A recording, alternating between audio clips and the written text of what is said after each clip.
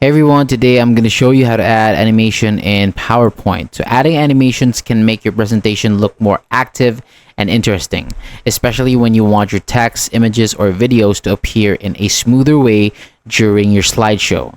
So once you're inside the PowerPoint, choose the object that you want to animate first. So for example, you can click on your title text, then go to the Animations tab at the top, and from there you will see different animation options that you can use.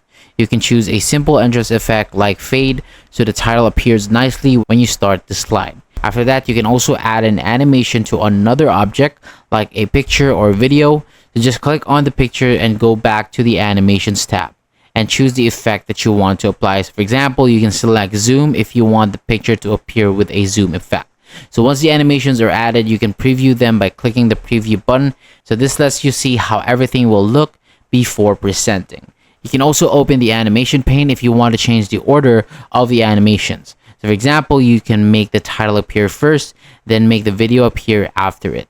After arranging everything, preview the slide again to make sure that the animation order looks right, and that is it. That is how you can add animation in PowerPoint and make your presentation more engaging. So that is all for today. Thank you so much for watching. For more videos like this, hit the subscribe button below and I'll see you on the next video.